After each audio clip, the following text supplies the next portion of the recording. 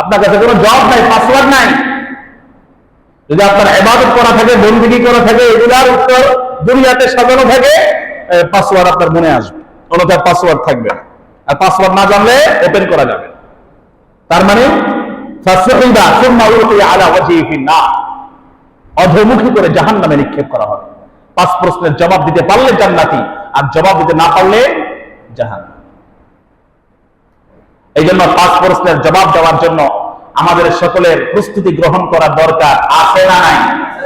খুতবার মাঝে আমি একটা হাদিস উদ্ধৃত করেছি, এটা আহমদ, মুসনাদে আহমদ ইবনে হাম্বল এবং বাইহাকী শরীফের যৌথ বর্ণনা।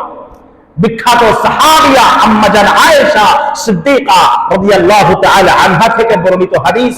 রাসূল করিম সাল্লাল্লাহু আলাইহি ওয়াসাল্লাম ইরশাদ করেছেন, আদ-দুনিয়া দারুমান, আদ-দুনিয়া দারুমান লা দারা লাহু ওয়া মালু মান লা মালা লাহু ওয়া লাহা ইয়াজমাউ মান লা আকলা লাহু।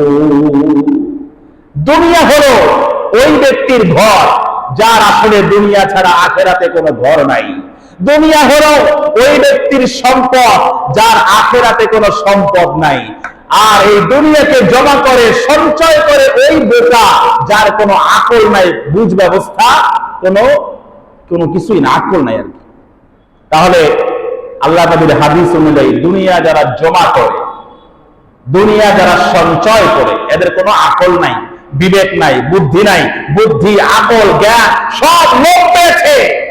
এর মানে এই নয় আপনি ফকির থাকবেন, মিসকিন থাকবেন, বড় বড় অ্যাপার্টমেন্ট বানানো নিষেধাজ্ঞা জারি করা হয়েছে আল্লাহর পক্ষ থেকে, প্রজ্ঞাপন জারি করে, বিষয়টা এমন না।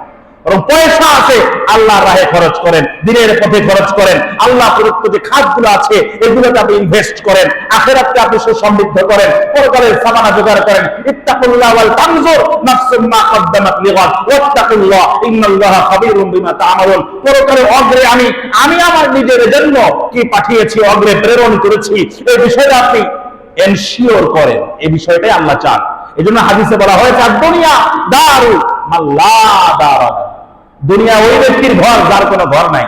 তো আখেরাতে, জান্নাতে আমাদের ঘর প্রস্তুত করার দরকার আছে না নাই?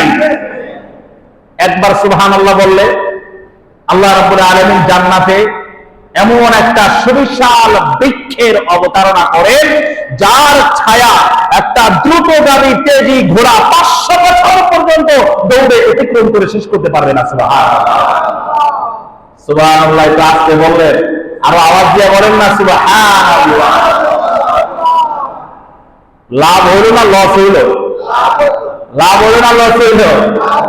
আবারও বলেন না সুবহানাল্লাহ, আবারও সুবহানাল্লাহ, সুবহানাল্লাহ। এই যতবার বললাম ততবার জান্নাত। এগুলা রম্য কিসসা, কল্প কাহিনী নয়, এগুলা বাস্তবতা, এগুলা আল্লাহ নবীর ওয়াদা, কমিটমেন্ট, প্রতিশ্রুতি। ইন্নাল্লাহা লা ইউখলিফুল মিআদ, আল্লাহ তাআলা তার প্রতিশ্রুতি ব্যতিক্রম করেন না, ব্যত্যয় ঘটান না। দুনিয়ার সকল মানুষ এই যে আপনার এমন এমন কইরা আশ্বাস দেয়, ওই আশ্বাসে যদি কেউ বিশ্বাস করে তার নিঃশ্বাস কিন্তু চলে যাবে, কিন্তু এই আশ্বাসের বাস্তবায়ন আর দেখতে পাবে না।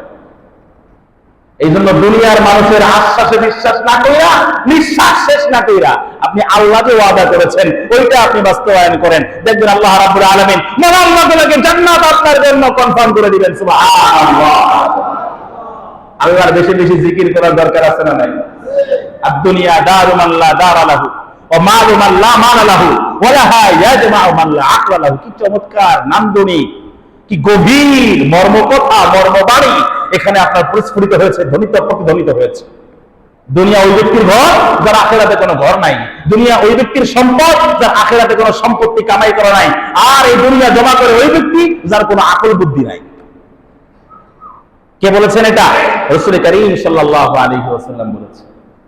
আল্লাহ রাব্বুল আলামিন আমাদের সবাইকে কিয়ামতের ময়দানের বিভীষিকা ভয়াবহতা থেকে রক্ষার জন্য যে আমলগুলো দরকার, বেশি বেশি করার, আমল করার, আমাদের জীবনকে ইলমে, আমলে, ঈমানে, আখলাকে, আল্লাহর নবীর সুন্নাতে, সিরাতে বর্ণিল করার, রঙে রঙিন করার, বর্ণে বর্ণিল করার তৌফিক দান করুন। জবান ছেড়ে বলি আমিন। ওয়া আখিরু দাওয়ানা আলহামদুলিল্লাহি রাব্বিল আলামিন। এই যে আমাদের